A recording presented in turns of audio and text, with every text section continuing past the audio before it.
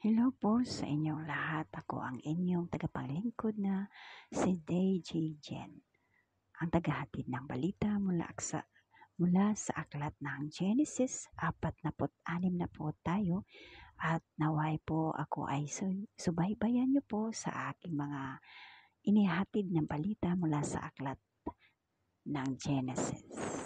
At bago po tayo mag-umpisa ay samahan niyo po akong manalangin. Our Father who art in heaven, hallowed be thy name. Thy kingdom come, thy will be done on earth as it is in heaven. Give us this day our daily bread, and forgive us our trespass as we forgive those who trespass against us. And lead us not into temptation, but deliver us from evil. For the thine is the kingdom, and the power, and the glory, forever and ever. Amen. At si Israel ay naglakbay na dala ang lahat niyang tinatangkilik at napasa Berseba at naghandog ng mga hain sa Diyos ng kanyang amang si Isaac. At kinausap ng Diyos si Israel sa mga panaginip sa gabi at sinabi ni Jacob, Jacob, at sinabi niya, narito ako. At kanyang sinabi, ako'y Diyos, ang Diyos ng iyong ama. Huwag kang matakot na bumaba sa Ehipto, sapagkat doon gagawin kitang isang dakilang bansa.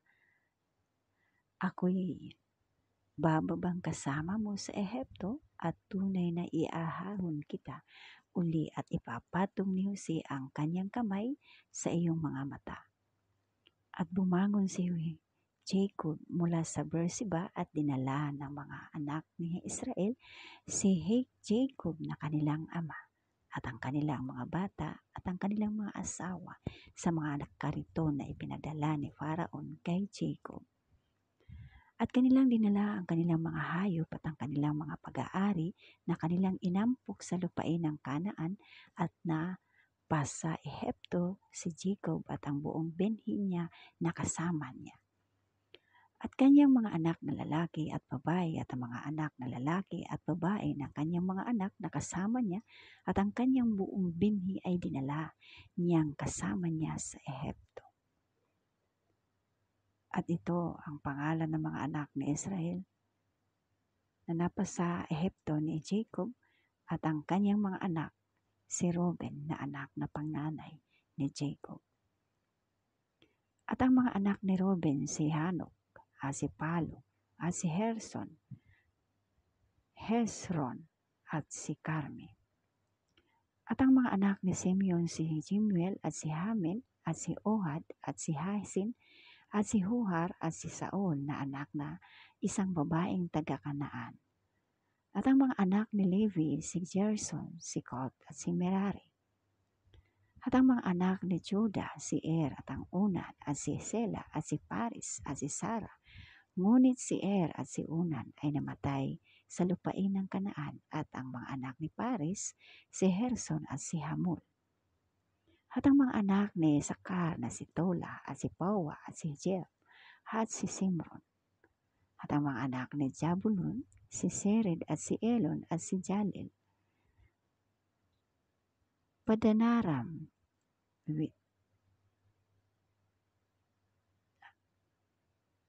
at ito ang anak ni Leah na kanyang pinanganak kay Jacob sa Padan Aram, 10 ng kanyang anak na babaeng si Dina, ang lahat na taong kanyang mga anak na lalaki at babae ay 33. At mga anak ni Gad na si Sipion at si Agi, si Soni at si Ebson, si Heri at si Arodi at si Arili. At ang mga anak ni Aser, si Jemna, si Isowa, si Isoy, at si Beria at si Sera na kanilang kapatid na babae at mga anak ni Beria, si Heber at si Malkil. Ito ang mga anak ni Selpa na siya'y ibinigay ni Laban kay Leah na kanyang anak na babae at ang mga ito ay kanyang ipinanganak kay Jacob na 16 na tao. Ang mga anak ni Raquel na asawa ni Jacob, si Jose at si Benjamin. At kay Jose ay ipinanganak sa lupain ng Ehipto si Manases at si Ephraim na ipinanganak sa kanya ni Asenat na anak ni Potipera na saserdote sa On. At ang mga anak ni Benjamin, si Bela at si Beker at si Asbel, si Gera at si Naaman, si Ehi at si Ros, si Mopem at si Hopem at si Ard. Ito ang mga anak ni Raquel na ipinanganak kay Jacob, lahat ay 14. At ang mga anak ni Dan, ni Hosem, at ang mga anak ni Neptali, si Jasel at si Goni at si Jeser at si Shilem. Ito ang mga anak ni Belha na siya ibinigay ni Laban kay Raquel na kanyang anak, at ang mga ito ang ipinanganak niya kay Jacob. Lahat ng tao ay 7. Lahat na tao na sumama kay Jacob sa Ehipto na nagsilabas sa kanyang mga balakang, bukod pa ang asawa ng mga anak ni Jacob, ang lahat ng tao ay 66. At ang mga anak ni Jose na ipinanganak sa kanya sa Ehipto ay 2 katao.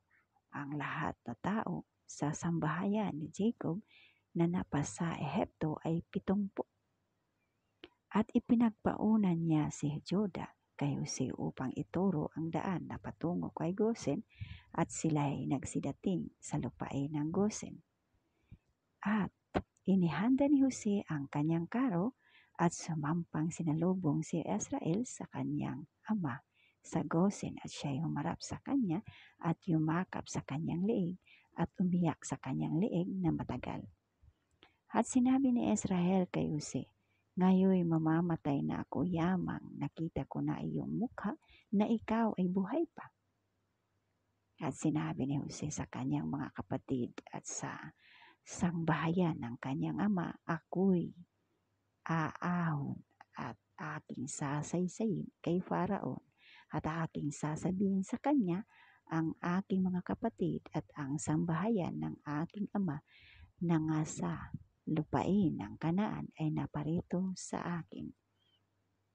At ang mga lalaki ay ang mga pasto, sapagkat sila ay naging tagapag-alaga ng hayop, at kanilang dinala ang kanilang mga kawan at ang kanilang mga bakahan at ang lahat nilang tinatangkilik. At mangyayaring tatawagin kayo ni Faraon at sasabihin, "Ano ang inyong hanapbuhay?" Na inyong sasabihin, "Ang inyong mga lingkod ay naging tagapag-alaga ng hayop mula sa aming pagkabata hanggang ngayon, kami at ang aming mga magulang, upang kayo'y matira sa lupain ng Gosen, sapagkat bawat pastor ay kasuklam-suklam ang Ehipsyo." Yan po ang nababatay na po na story po ng Genesis 46 po, ay hanggang 34 lang po ito na ikinalulugod na malaman ng ama ni Jose na siya ay buhay pa. Hindi ba? Dahil sa hindi niya alam na sa ginawa ng mga anak niya na kapatid ni Jose. Kaya ganyan, labis na ikinasaya ng ama ni Jose na buhay pa yung kanyang anak na bunso. Hindi nga po ba? Nakakalugod na story, sapagkat marami na ang mga tauhan dito. Dahil sa mga kapatid niya ay maraming mga asawa din. Kaya marami mga pangalan na hindi niyo po maiintindihan. Pero kung kayo ay makikinig at mauunawaan niyo po ang mga sinasabi ko, kayo po ay makakaintindi at makakaunawa kung ano ang inihahatid kong balita po ito. At naway sundan niyo po ang pang-46 po, at magandang gabi po sa inyong lahat.